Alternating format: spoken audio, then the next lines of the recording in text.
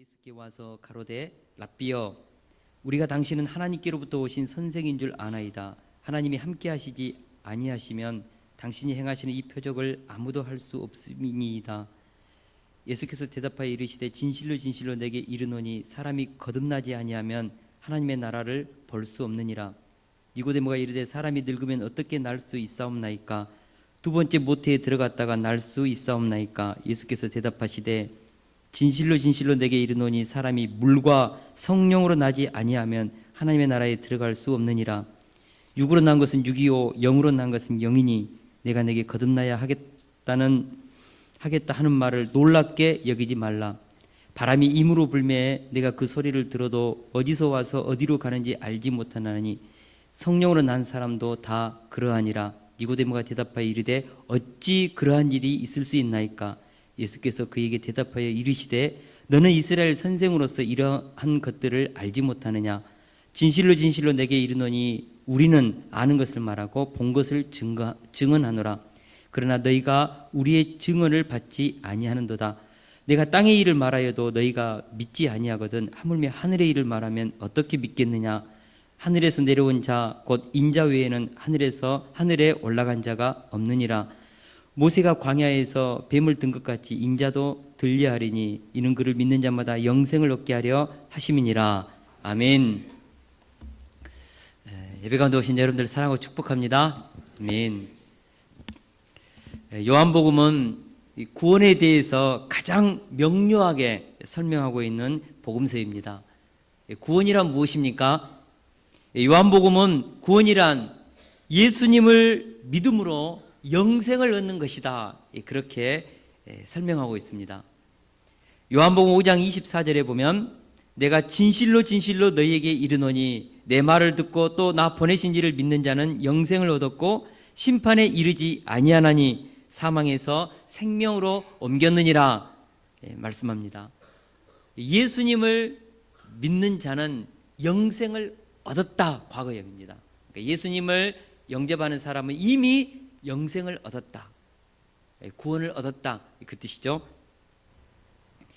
또한 6장 51절에 보면 나는 하늘에서 내려온 살아있는 떡이니 사람이 이 떡을 먹으면 영생하리라. 내가 줄 떡은 곧 세상의 생명을 위한 내 살인이라 라고 했습니다. 여기서 예수님을 먹으라고 했습니다. 연합의 의미죠. 예수님을 먹으면 뭐라고 했습니까? 영생하리라. 그러니까 이 다른 말로 표현하면 믿고 영접하면 연합하면 다 같은 말들입니다. 그러면 영생하리라. 이것은 미래형입니다. 영생할 것이다. 이미 영생했고 또 영원한 생명의 삶이 이제 오고 있다는 거죠. 현재적, 과거적 구원과 미래적 구원 이렇게 같이 얘기하고 있죠. 11장 25절에서 26절에서는 나는 부활이요 생명이니 나를 믿는 자는 죽어도 살겠고 무릇 살아서 나를 믿는 자는 영원히 죽지 아니하리니 이것을 내가 믿느냐? 나는 부활이요 생명이다. 그러니까 예수님의 부활과 생명 되신 예수님을 믿는 자는 죽어도 산다. 그리고 영원히 죽지 아니한다. 지금 요한복음이 반복해서 가르치고 있는 구원이란 영생이다. 이것을 말씀하고 있습니다. 또 요한복음 20장 31절입니다. 요한복음을 기록한 목적입니다. 우리 같이 한번 읽어보겠습니다. 시작. 오직 이것을 기록함은 너희로 예수께서 하나님의 아들 그리스도이심을 믿게 하려 하며 또 너희로 믿고 그 이름을 힘입어 생명을 얻게 하려 함이니라. 아멘. 예수님을 믿고 영접할 때 생명을 얻는다. 다른 말로 하면은 영생을 얻는다. 그 뜻이죠. 여러분, 예수님을 영접하면 영생을 얻습니다. 이것을 가르치기 위해서 요한복음을 썼다라고 요한 사도는 말하고 있습니다. 요한복음이 말하는 구원은 간단합니다. 예수님을 믿어서 영생을 얻는다. 바로 그것입니다. 그럼 우리가 질문할 수 있습니다. 왜 예수님을 믿으면 구원을 얻는가? 왜 하필이면 예수님이어야 하는가? 그런 질문이 떠오르지 않습니까? 이것을 알기 위해서 구원을 주시는 예수님이 누구신가에 대해서 우리가 깊이 있게 깨달아야죠. 그래서 요한복음 1장에서는 예수님이 누구신지에 대해서 8가지로 계속해서 반복적으로 설명을 해주고 있습니다. 지금 우리가 요한복음 1장 강해 설교를 들었는데 기억나십니까? 예수님이 누구신지. 예수님은 태초에 말씀으로 계신 하나님이시다. 그죠? 하나님이시다. 또 예수님은 누구시다? 모든 만물이 그로 말미암아 지은 바 되었다. 다시 말하면 예수님은 창조주이시다. 또 예수님 안에는 생명이 있다. 다시 말해서 예수님은 생명의 주인이다. 그리고 이 생명은 사람들의 빛이라고 했습니다. 다시 말해서 예수님은 생명의 주인이시고 빛이십니다. 하나님을 떠난 인간의 생명은 어두워졌습니다. 그래서 예수님께서, 생명의 주인이신 예수님께서 이 땅에 참 빛으로 오셨습니다. 왜요? 예수님을 떠나서, 하나님을 떠나서 어둡게 되어버린 이 생명에게 생명의 자유를 주시고 죄로부터 해방을 주시기 위해서 참 빛이 이 세상에 오신 사건, 이것이 성육신입니다. 세례 요한은 이 성육신 사건을 새로운 각도로 또 설명합니다. 참 빛이시요 생명의 주인이신 그분이 육신을 입고 이 땅에 오신 사건을 뭐라고 했습니까? 세례 요한은 보라, 세상 죄를 지고 가는 하나님의 어린 양이다. 다시 말하면 유월절 대속의 그 양이다. 인류의 모든 죄를 짊어지시기 위해서 이 땅에 오신, 세상 죄를 지고 가는 유월절 애굽의 노예 백성이었던 이스라엘 백성을 구원했던 그 양과 똑같은 대속의 양이다. 그 뜻이죠. 그리고 이 예수님에 대해서 세례 요한의 두 제자였던 요한과 안드레는 우리가 메시아를 만났다. 다시 말하면 예수님은 메시아다. 구약에서 수많은 선지자들이 약속했던, 그리고 모든 이스라엘 백성들이 기다리고 있던 바로 그 메시아다. 바로 그것을 누가 고백했습니까? 요한과 안드레가 고백했습니다. 와 보라. 그리고 나서 나다니엘이 또 예수님에 대해서 고백합니다. 뭐라고 하죠? 예수님은 하나님의 아들이시다. 인간이 아니고 창조주이신 하나님이 이 땅에 인간의 몸을 입고 왔지만 그분은 살아계신 하나님의 본체와 똑같은 하나님의 아들이다. 그리고 그분은 이스라엘의 임금이다, 왕이다, 다윗의 혈통을 쫓아서 온 메시아 그분이다. 그래서 우리가 요한복음 1장에 보면 예수님이 누구신지에 대해서 8가지로 선포하고 있습니다. 여러분, 예수님이 누구신지 이해가 됩니까? 이 예수님이 누구신지 알 때 우리는 예수님을 통하여서 오는 영생, 구원을 우리는 누릴 수 있습니다. 요한복음 2장에서는 바로 이 예수님은 누구시다? 변화의 능력자이시다. 보통 손과 발을 씻는 결례에 쓰는 돌 항아리에 든 그 물을 예수님은 극상품의 포도주로 바꿨습니다. 다시 말해서 형편없고 쓸모없는 우리 인생들을 최고의 극상품의 존재로 바꿀 수 있는 능력이 예수님 안에는 있다. 바로 그것이죠. 여러분, 예수님을 만나면 아무리 볼품없고 냄새나는 사람도 바뀔 수 있습니다. 예수님은 변화의 능력자이시다. 예수님을 만나면 어떤 사람도 변화된다. 아무리 흉악한 강도도 변화된다. 어떤 죄를 범하여도 그 사람은 변화되어 하나님의 자녀가 된다. 그것이 요한복음 2장에서 주는 변화의 능력자 예수님이죠. 바뀐다는 것이죠. 변화된다는 것이죠. 할렐루야. 또 2장 하반절에 보면 우리가 봤던 예수님은 뭐하기 위해 오셨습니까? 성전 정화 작업을 위해서 오셨습니다. 강도의 구렬로 도둑의 소굴이 되어버렸던 그 타락한, 그래서 하나님과의 교통이 끊겨버린 이 성전을 예수님은 정화시키기 위해서 오셨습니다. 이 성전을 홀라 내가 다시 세우겠다. 다시 말하면 이 땅의 구약에서 세워질 때 이 성전, 헤롯의 성전, 이 성전은 불완전하다.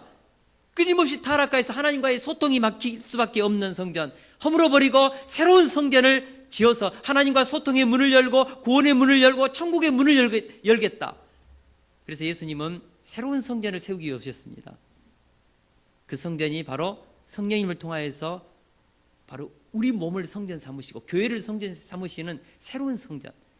우리 이 새로운 성전을 통하여서 하나님과 교통의 문이 열리고 기도의 문이 열리고 천국 문을 열고 오늘 이곳에서 우리는 천국의 삶을 사는 것입니다.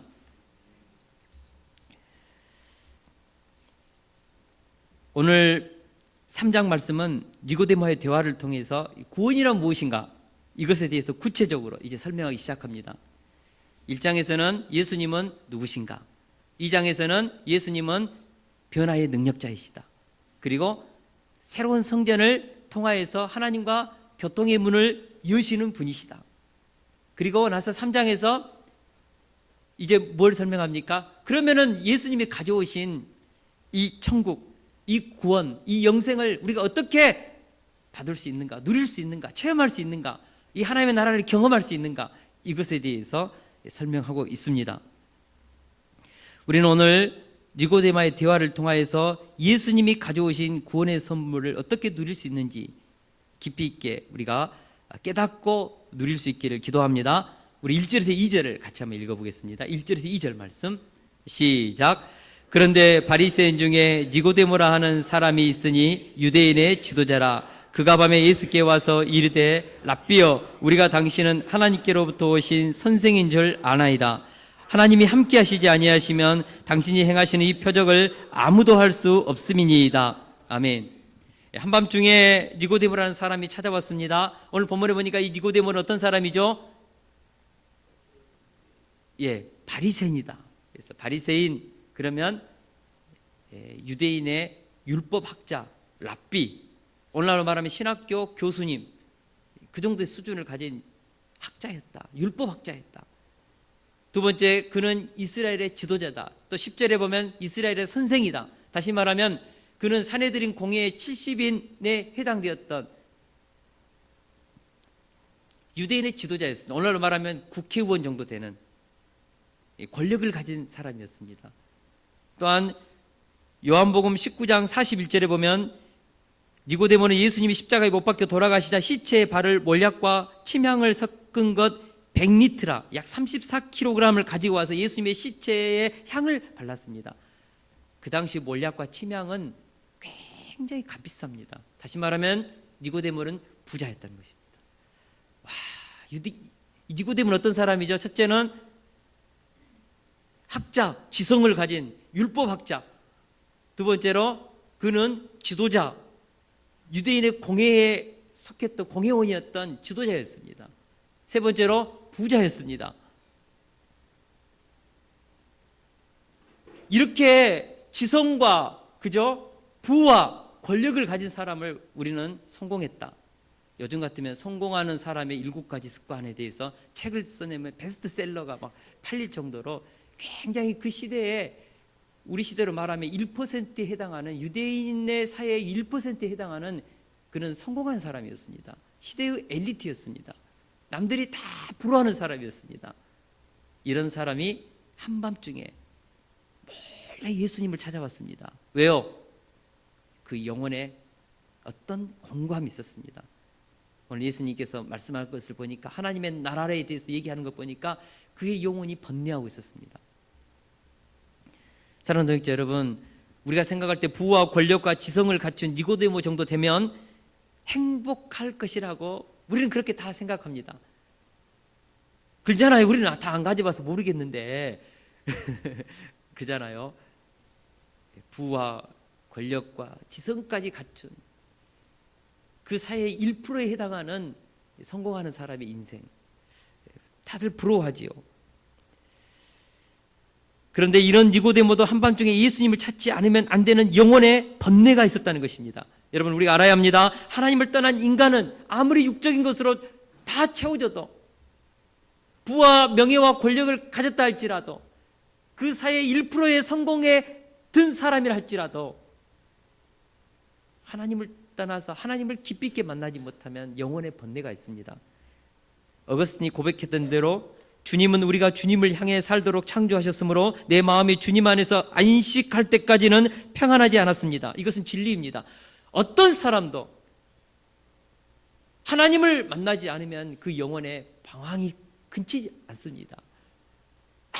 아무리 육체에 필요한 것들을 다 채우고 육체가 요구하는 모든 것들을 다 만족해도요, 여러분 만족이 없습니다. 육체는 만족할지 모르지만 영혼은 만족할 수 없습니다. 영혼은 이 세상 천하보다도 더 귀한, 더 큰 어떤 것이죠. 인간은 영혼을 가졌습니다. 이 영혼의 만족감이 없는 인생은 진짜 만족감이 없고 행복감이 없는 것이죠. 이것을 오늘 본문에 나오는 니고데모가 우리에게 말해주고 있습니다. 새 것은 낡아지고 질서는 무질서로 향해 간다는 엔트로피 법칙을 발견해서 과학 분야에서 획기적인 족적을 남겼던 토리첼리라는 과학자가 있습니다. 그런데 이 토리첼리라는 이 과학자가 이 엔트로피 법칙을 발견하고 나서 물리학의 제2 법칙인데 이것을 발견하고 나서 자살했습니다.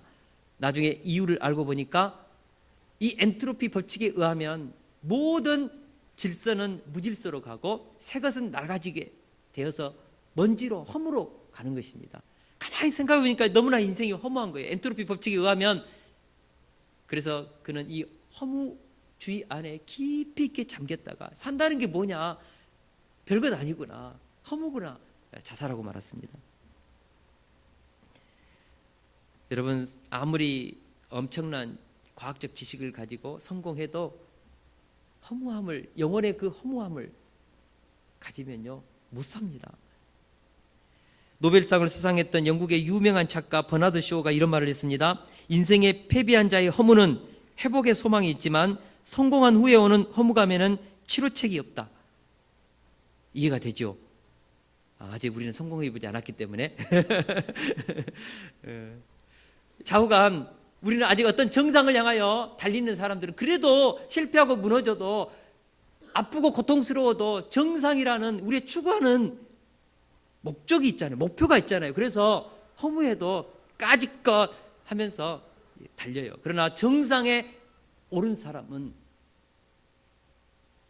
그 허무감은 정말 견딜 수 없을 정도로 고통스러운 것이죠. 이번에 최선희 사모님하고 그 구두수선하러 갔는데 혼자 고개를 갸우뚱거리면서 그 구두수선공 사장님께서 그런 말을 했대요. 최순실 씨 요새 사태로 나라가 지금 온통 시끄러운데 자기는 최순실 같이 이 세상 권력을 딱 하루만이라도 누려보고 죽어도 여한이 없겠다고 그 말을 듣고 참 그렇게 생각하는 사람도 있구나.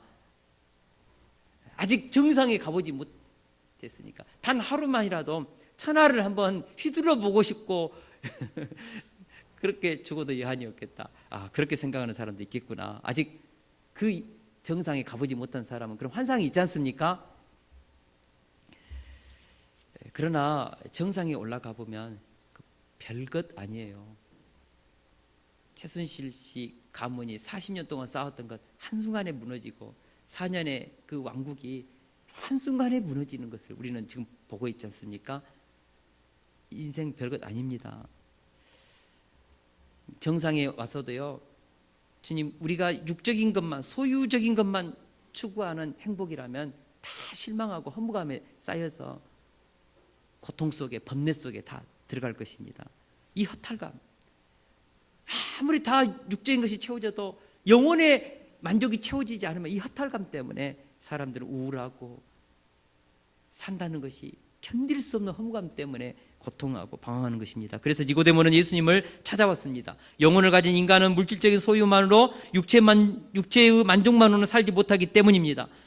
영혼은 돈보다 명예보다 쾌락보다 더 크기 때문입니다. 예수님의 말씀대로 영혼은 천하보다 귀하기 때문입니다. 그래서 영혼보다 더 큰 무엇인가로 채워져야 합니다. 살아도 추구해도 채워도 결코 영혼에는 목마름이 없는 것입니다. 끝이 없습니다. 이것이 니고데모의 고민이었습니다. 예수님은 니고데모의 이러한 번뇌를 아셨습니다. 그래서 대답하십니다. 우리 3절을 같이 한번 읽겠습니다. 시작.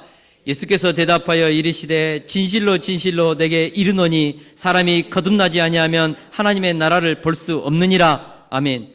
사실 이 말씀은 좀 뜬금스러운 말인 것 같아요.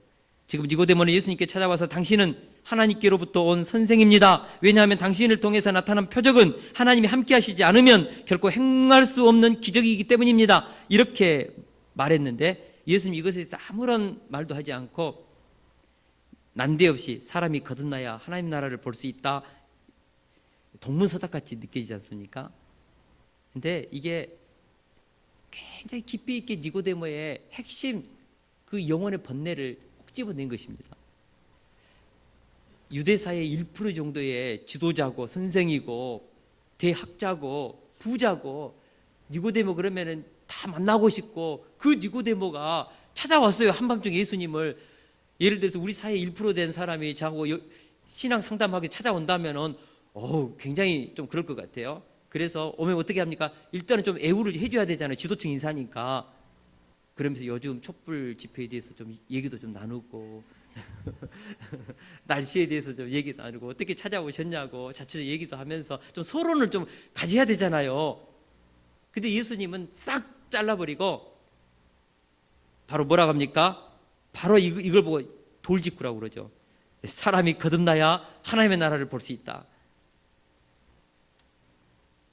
다시 말하면 예수님은 지금 니고데모의 마음의 중심을 꿰뚫어 보고 있는 것입니다. 그리고 가장 니고데모가 진짜 오늘 이 밤에 묻고 싶었던 그 중요한 주제에 대해서 예수님은 지금 답변하고 있는 것입니다. 예수님께서 돌직구로 던진 거듭나지 아니하면 하나님의 나라를 볼 수 없다는 이 거듭난다는 말이 도대체 뭘까요? 헬라어로 거듭난다는 말은 아노덴, 영어로는 born again, NIV 영어성의 born again. 아마 킹 제임스 버전에는 이것이 born from above, 위로부터 태어난다, 그 뜻입니다. 제가 주석을 찾아보니까 하나님께로부터 새롭게 태어난다, 그 뜻입니다. 거듭난다는 것은. 이것은 수동태입니다. 자기 힘으로가 아닌, 자기 결정으로가 아닌 하나님께로부터 새롭게 태어나야 한다. 하나님께로부터 새롭게 태어나는 것, 이것이 거듭남입니다. 인간의 힘과 노력과 행위가 아니라 하나님께로부터 나는 것, 이것이 거듭남이다. 이렇게 거듭난 사람이 하나님의 나라를 볼 수 있다. 볼 수 있다는 것은 체험할 수 있다, 경험할 수 있다, 누릴 수 있다, 그 뜻입니다. 여러분, 태어난다는 것 자체는요 수동태입니다. 육적인 태어남도 수동태입니다. 여러분, 우리가 태어날 때 부모님 결정할 수 있습니까? 피부 색깔 결정할 수 있습니까? 국적 결정할 수 있습니까? 태어나기 전에 내 부모님은 좀 돈도 많고 좀 학식도 좀 이렇게 있고 대학 교수 아니면 뭐 이렇게 법관이라든지 아니면 뭐 시인이라든지 아니면 권력을 지금 뭐 국회의원 아니면 더 좋으면 대통령 집안이면 좋고 피부 색깔은 백인, 그죠? 나라는 어디요? 아메리카, 미국 아니면 쫙 요즘에 뉴질랜드라든지 호주라든지 막 이런 나라를 딱 택해가지고 내가 딱 찜해가지고 태어날 수 있다면은 좋겠죠. 근데 태어나 보니까 부모님 결정되었고 피부 색깔 결정되었고 국적 결정되었고 내 모든 환경 조건 결정되었습니다. 태어난다는 것은 수동태입니다. 결정할 수 없습니다. 영적인 세계도 똑같다. 위로부터 태어난다는 것은 우리가 노력과 힘으로 태어나는 것이 아니고 하나님에 의해서 태어나는 것이다. 이것이 제2의 태어남, 영적인 거듭남, 영적인 태어남, 중생, 그것이라는 것이죠. 여러분, 거듭남이 뭘까요? 이것은 우리 마음의 가장 중심부인, 우리 인간의 중심부인 마음의 변화입니다. 여러분, 마음, 성경은 또 똑같은 말로 심령, 똑같은 말로 의지, 다 같은 말입니다. 하나님은 거듭난 사람은 마음이 바뀝니다. 성향이 바뀝니다. 예전에는 이쪽을 향하여 살아갔던 사람이 거듭난 사람은 이제는 이렇게 정반대의 방향으로 살아가는 것이죠. 다시 말하면 이쪽을 향해서 세상의 질서와 세상의 원하는 욕망을 쫓아 육적인 충동을 쫓아서 감정을 쫓아서 살았던 사람이 이제는 변화되어서 마음이 바뀌어서 하나님의 말씀을 따르고 성령을 따르고 진리를 따르고 하나님을 경외하는 삶으로 바뀌는 것, 이것이 거듭남입니다. 성향이 바뀌는 것입니다. 인격이 바뀌는 것이 아니고 IQ가 바뀌는 것이 아니고 우리가 가지고 있는 능력이 바뀌는 것이 아니고 그대로인데 마음의 성향만 바뀐 것입니다. 이것이 거듭남입니다. 이 거듭남은 우리의 노력으로 되는 것이 아니고 뭐죠? 위로부터 물과 성령으로 하나님이 우리를 바꿔주는 것입니다. 수동태입니다. 하나님이 하시는 재창조 사역이라는 것입니다. 우리가 거듭남의 인생을 살 때요, 노력으로 되던가요? 마음은 원이로인데 육신이 약하다.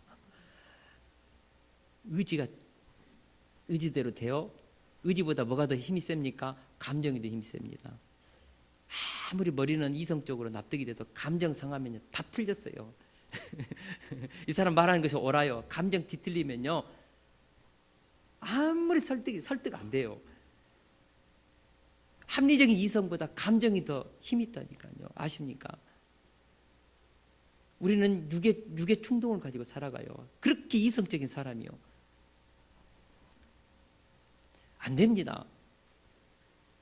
우리 노력 안 됩니다. 그러나 위로부터 하나님이 마음을 바꾸면 우리는 감정과 충동이 아니라 진리를 쫓아서 살 수 있는 능력이 생깁니다. 할렐루야. 이것에 대해서 니고데모가 도저히 자기 머리로 이해가 되지 않으니까 또 질문합니다. 그죠? 어떻게 질문하죠? 우리 4절을 같이 한번 읽어보겠습니다. 시작. 니고데모가 이르되 사람이 늙으면 어떻게 날 수 있사옵나이까? 두 번째 모태에 들어갔다가 날 수 있사옵나이까? 이 말을 우리말 성경에 보니까 나이 들어 늙은 사람이 어떻게 다시 태어나겠습니까? 태어나려고 어머니 뱃속으로 다시 들어갈 수 없지 않습니까? 저는 이런 니고데모 말이 이해가 돼요. 거듭난다. 아니 또 다시 그 뱃속으로 들어가야 되는가? 어머니 뱃속으로 들어가야 되는가? 태어난다는 것은 항상 우리는 그런 개념을 갖지 않습니까? 니고데모도 또 그런 개념을 가졌어요. 아마 이때가 니고데모가 중년 좀 넘었던 것 같아요. 태어난다는 것은 어머니 모태에서 시작된다. 그래서 예수님께서 위로부터 다시 태어나야 한다는, 태어나야 하나님의 나라를 볼 수 있다는 이 말을 이해하지 못한 것입니다. 어떻게 이것이 가능한가? 그러자 예수님께서 거듭남이 무엇인지 또다시 보충 설명합니다. 5절을 같이 한번 읽겠습니다. 5절 시작. 예수께서 대답하시되 진실로 진실로 내게 이르노니 사람이 물과 성령으로 나지 아니하면 하나님의 나라에 들어갈 수 없느니라. 아멘. 거듭난다는 것은 나이의 문제가 아니란다. 거듭난다는 것은 모태에 다시 들어가는 육의 문제가 아니란다. 거듭난다는 것은 위에서부터 곧 하나님께로부터 새롭게 태어난다는 것을 의미한단다. 바로 그 뜻이죠. 예수님은 이것을 물과 성령으로 난다 이렇게 표현했습니다. 다른 말로 표현하면 사람의 힘과 노력으로는 영적으로 거듭날 수 없단다. 육적으로 태어나는 것도 그렇지만 영적으로 태어나는 것도 사람의 힘과 노력과 결단으로 되는 것이 아니고 물과 성령으로, 물이라는 것은 회개하는 것이고, 성령은 삼위의 하나님이 성령의 그 능력이 우리 속에 덮칠 때, 임할 때 우리는 거듭납니다. 바뀝니다. 성령께서 역사하셔야 우리는 새로운 사람이 된다는 것이죠. 회개하고. 고린도후서 5장 17절에 이렇게 말씀합니다. 같이 한번 읽어보겠습니다. 시작. 그런즉 누구든지 그리스도 안에 있으면 새로운 피조물이라. 이전 것은 지나갔으니 보라 새 것이 되었도다. 아멘. 그리스도 안에 있으면 의지와 결단으로 그리스도 안에 있는 것이 아니라 성령으로 거듭나는 사람이 그리스도 안에 거하는 것입니다. 물과 성령으로 거듭난 사람만이 새로운 피조물이 되는 것입니다. 할렐루야. 그리스도 안에서. 서울 구치소 경비대에 근무했던 박효진 장로님이 쓰신 하나님이 고치지 못할 사람은 없다라는 책이 있습니다. 혹시 이 책 읽어보신 분 계세요? 손 한번 들어보세요. 혹시 꼭 한번 우리 제자훈련할 때 이 책 읽거든요. 한번 읽어보시기 바랍니다. 박효진 장로님, 이분은 본래 담배 골초요, 말 안 듣는 죄수들을 몽둥이로 후려 갈기는 무지막지한 간수였습니다. 그가 얼마나 죄수를 무섭게 다루었던지 그의 별명이 지옥에서 온 박주임이었습니다. 가장 흉악한 범죄자들이 있는 그 청송교도소에서 지옥에서 온 박주임이라고 이름을 날리던 사람이었습니다. 그는 1년의 제사를 13번 지낼 정도로 복음과는 상관없는 밀양 박가, 규정공파, 송당 가문의 증손이었습니다. 얼마나 제사를 이렇게 열심히 드렸는지요. 근데 그의 아내가 속여가지고 왔는데 나중에 예수님을 믿은 그리스도인이었어요. 목숨 걸고 제사 안 지키겠다, 못 드린다. 그래가지고 좌우간 그 집을 아주 변화를 시켰습니다. 그래서 이 아내의 신앙에 끌려가지고 교회를 9년 동안 다니면서 집사의 직분을 받았지만 아직 거듭나지 못하고 여전히 술, 담배로 골아쩔어서 살던 그런 집사였습니다. 거듭나지 못한 집사였죠. 그러던 어느 날 하나님께서 한 집사님을 통하여서 고린도전서 3장 16절 말씀으로 찾아보셨습니다. 너희가 하나님의 성전인 것과 하나님의 성령이 너희 안에 거하시는 것을 알지 못하느냐. 이 말씀을 접하는 순간 그는 그동안 표지만 신자였지 이중적인 삶을 살아왔던 자신의 죄악을 발견하고 눈물 콧물 흘리면서 깊이 회개하고 이 거듭남을 경험한 것입니다. 여러분, 우리가 거듭나면 어떤 일이 벌어지죠? 상황은 똑같은데 내 마음이 예전에는 이렇게 살다가 갑자기 바뀌었어요. 이렇게. 그럼 어떤 일이 벌어지죠? 하늘에 떠다니는 구름이 춤을 추죠. 옛날에 들려오던 그 새소리가 서글프고 구슬펐는데 찬양 소리도 들리잖아요. 바람에 흔들리는 나무가 율동하면서 하나님을 막 찬양하는 그걸로 막 보이잖아요. 예전에는 옆에 지나가는 사람들이 짜증나고 우울한 사람 보면 내 마음도 우울하고 그랬는데 지나가는 모든 옆에 있는 사람들이 사랑스러워요. 안아주고 싶어요. 이 스산한 겨울바람을 맞으면서 오버코트를 탁 하고 끼고, 근데 거듭나면 어쩌습니까?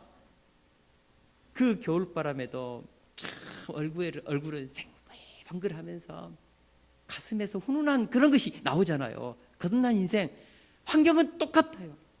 남편도 똑같아요. 자녀들도 똑같아요. 직장도 똑같아요. 내 마음에 거듭나면 내 영혼에 새로운 삶이 펼쳐집니다. 저는 그것을 경험했습니다. 거듭난 사람은 이런 것을 경험해요. 지숙 성도님 그러죠? 아멘.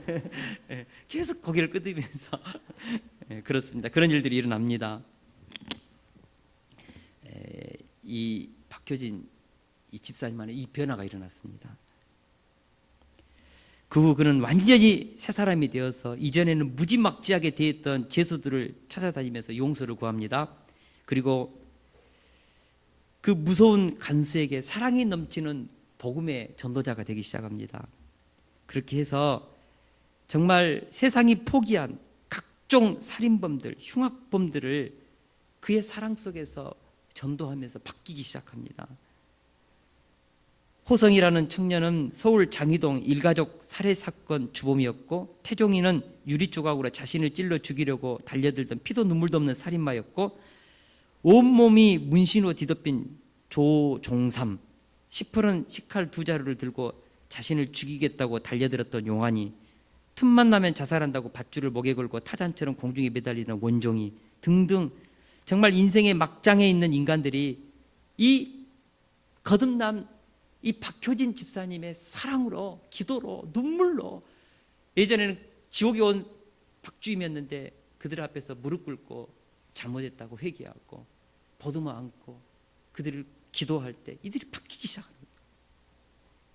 그 책을 읽다 보면요, 정말 뭉클한 장면이 있는데, 특별히 사형수였던 유디영, 태호, 영희, 용수 등이 변화되어서 사형장에 갈 때 찬송을 부르면서 자기 장기를 다 기증하고 자기가 상처줬던 사람들에게 다 용서 편지 보내고 다 그렇게 하면서 그 사형장에 당당하게 가는 것을 보면서 그분은 정말 새로운 세계 속으로 그는 들어갔습니다. 특별히 이 책 맨 마지막에 보면요, 용필이가 사형장에 갈 때 목청껏 찬송을 부르면서 그 사형수에게 그 목을 거는 그 밧줄이 내려오지 않습니까? 그때까지 그 밑에서 덩실덩실 춤을 추면서,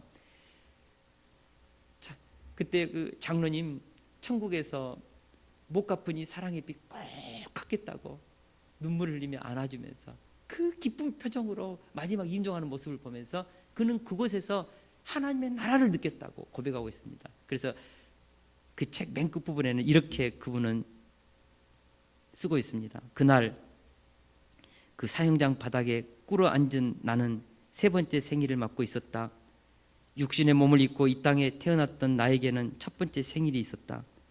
눈에 보이고 손으로 만져지는 물질의 세계만이 전부이며 그 외의 것은 도저히 믿지 않아 하나님마저도 믿지 못하고 살던 나의 미련한 영혼이 눈을 뜬 제2의 생일이 있었다. 그리고 이 사형장, 나는 여기서 비로소 지금까지 알았던 그 어떤 것보다도 더 깊고 부요한 하나님의 의리의 나라가 실제함을 알았다. 제1의 탄생은 육적인 탄생, 2의 탄생은 영적인 탄생, 제3의 탄생은 지금 사형장인 이곳에서도 하나님의 신비한 기쁨의 나라가, 죽어가는 그 밥줄을 받는 그곳에서도 하나님의 신비한 나라가, 천국이 실제적으로 이곳에 임재하고 있다는 것을 나는 또 한 번 깨달았다. 이 고백을 그는 하고 있었습니다. 박효진 장로님은 본래 자기 아내와 자식들도 사랑하지 못했던 차가운 사람이었습니다. 그런 그가 변화되어서 그 무섭고 소름 끼치는 사형수들을 품고 기도하여서 그들을 순한 양으로 변화시키는 위대한 사랑의 사도, 그런 사랑의 사도가 되었습니다. 무엇보다 박효진 장로님 그 한 사람의 변화도 놀랍지만 그렇게 흉악한 살인마 죄수들이 그분의 전도를 통하여서 거듭나고 변화되고 순한 양처럼 가슴에는 칼을 품고 병조각을 품고 자기를 죽이려 했던 자들이 그것을 다 놓고 잘못했다고 용서하고 정말 순한 양처럼 변화되는 것을 그는 보면서 사형장에 가면서도 다 자기 장기 기증을 다 하고 기쁨으로 가는 모습을 보면서 그는 복음의 능력을 경험한 것이죠. 교육으로도 훈련으로도 세상의 그 어떤 시스템으로도 그들을 바꿀 수 없었던 것을 물과 성령으로 거듭나니까 복음의 능력이 한 사람의 인생을, 그 흉악범들을 바꿔버리는 것을 그는 감옥에서 경험했다는 것이죠. 그래서 그는 하나님이 고치지 못할 사람은 없다는 책을 간증문으로 써냈습니다. 물과 성령으로 거듭난 사람들이 만들어낸 기적의 역사가 박효진 장로님이 썼던 하나님이 고치지 못할 사람은 없다라는 그 책의 내용입니다. 우리는 이런 이야기를 들으면 니고데모 같은 대꾸가 나옵니다. 어찌 그런 일이 있을 수 있습니까? 그런 흉악한 사형수들이 어떻게 변화될 수 있습니까? 그런 사람은 세상에 다시 창조된다 해도 그런 일이 있을 수 없을 것 같은데요. 그러나 예수님은 말씀하십니다. 사람이 물과 성령으로 거듭나면 바꾸어진다.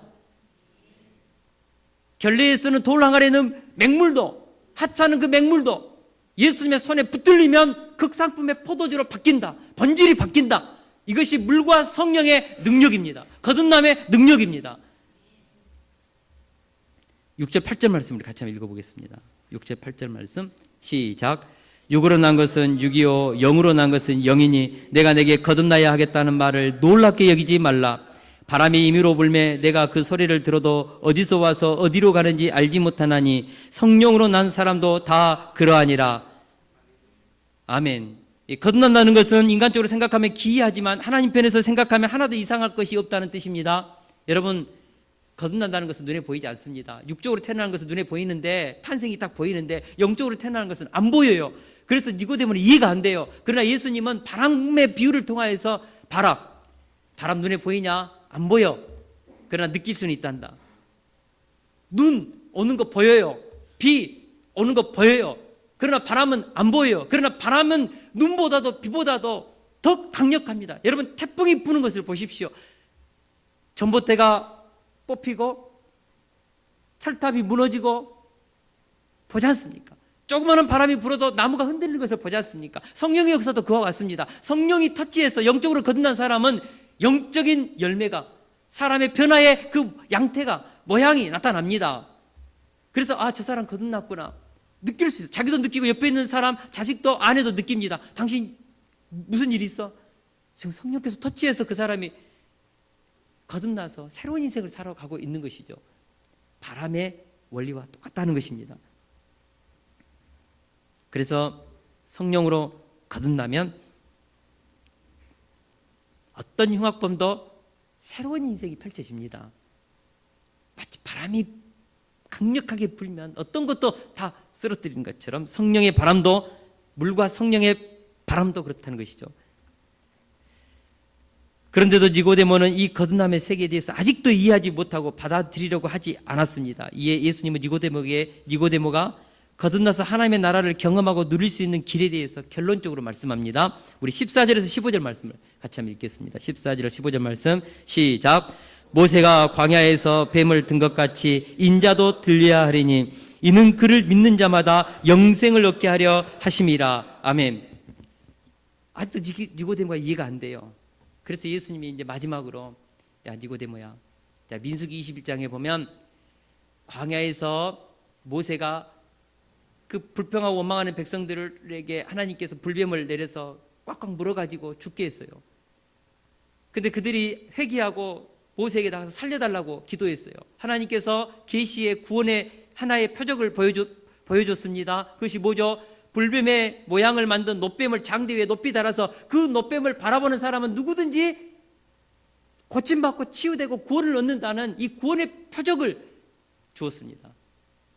니고데모야, 똑같다. 인자도 장대에 높이 들렸던 놋뱀처럼 십자가에 들려야 하는데 그 예수님을 믿음으로 바라보는 사람, 예수님을 믿고 영접한 사람은 누구든지 고침받고 치유되는 구원의 은총, 영생을 얻는다는 것이죠.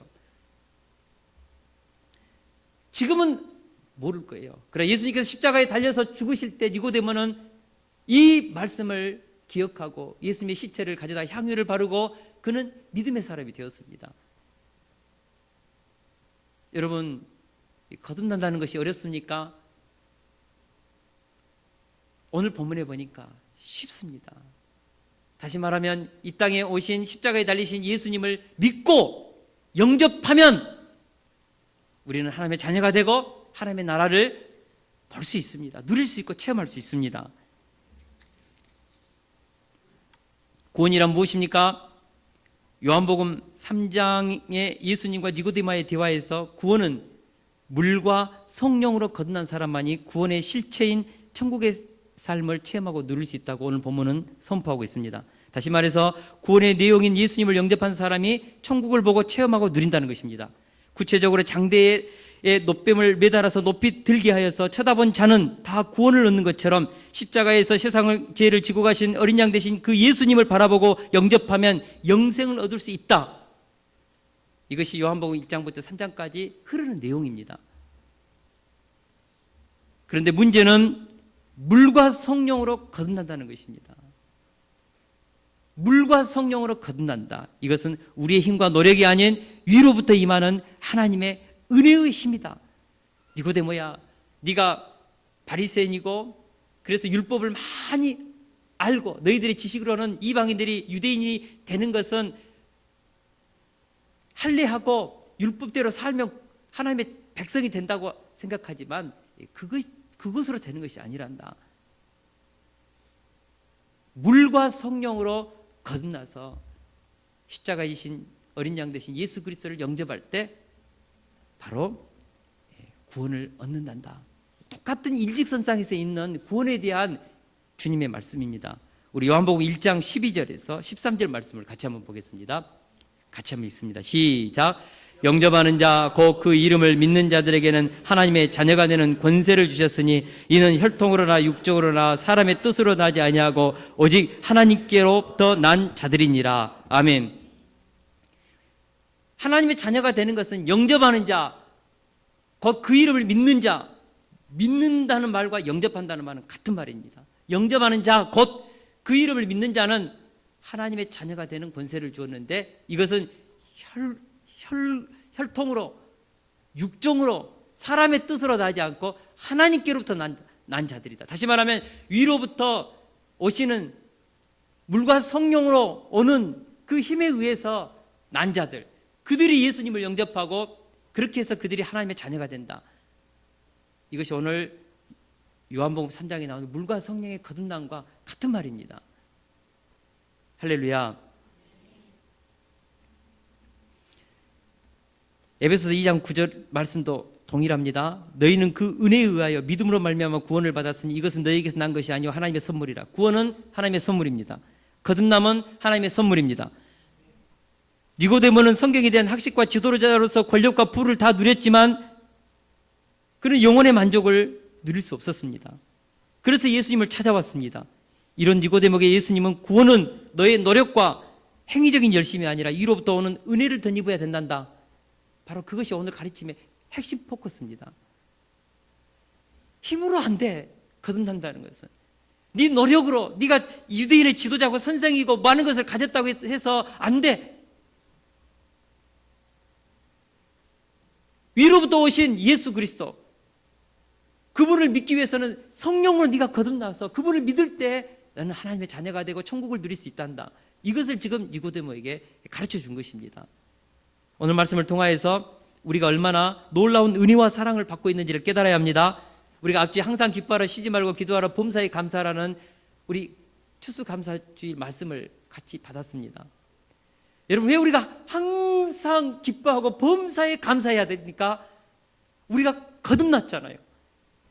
위로부터 물과 성령으로 거듭나서 예수님을 영접했잖아요. 우리의 힘과 노력입니까? 우리가 잘났습니까? 우리가 도덕적으로 좀 탁월해서 그런 것입니까? 아니요. 하나님께서 창세전부터 우리를 구별하여서 물과 성령으로 거듭나게 해서 예수님을 영접해서 하나님의 자녀가 되게 하신 것입니다.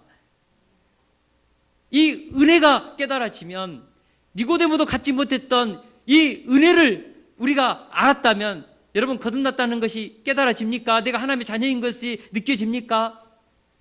성령으로 인치어서 이제 하나님의 나라를 유업으로 내가 받았고 다시는 정죄함이 없다는 이 사실이 확증되어집니까? 거듭난 것이죠. 그렇다면 우리가 항상 기뻐하고 범사에 감사해야 합니다. 그리고 이것을 일치하기 위해서 우리는 계속해서 기도하면서 우리의 생각과 마음을 지켜야 합니다.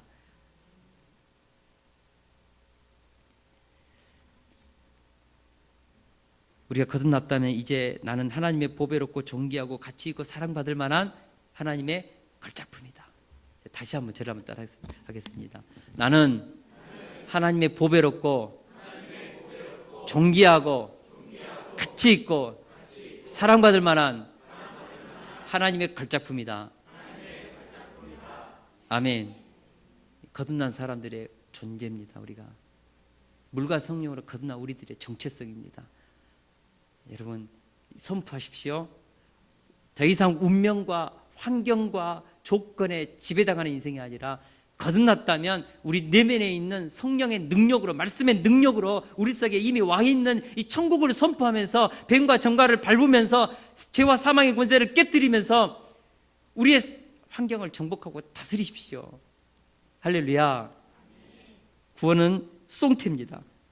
그러나 변화된 삶에 대해서 감사와 기쁨으로 살아가는, 그래서 그 은혜에 보답하는 것은 능동태적인 결단이 또 필요합니다. 오늘 말씀은 구원에 대한 은혜의 부분만입니다. 그리고 그 은혜에 대해서 보답하는 성화의 삶은 우리의 결단이, 의지가 동원돼야 합니다. 은혜는, 거듭남은, 저를 따라서 거듭남은 은혜다. 성화는 결단이다. 물론 성화 위에 더 큰 은혜가 주어져요. 그러나 성화 때부터는 우리의 결단도 들어가야 합니다. 오늘 이 말씀이 저와 여러분들 안에 깊이 있게 새겨져서 이 거듭남의 은혜와 축복을 감사하며 기뻐하며 누리는, 그리고 이것을 선포하면서 이 땅에서 황홀한 하나님의 백성으로 살아가는 저와 여러분 될 수 있기를 기도합니다. 이 찬양하고 우리 같이 기도하겠습니다.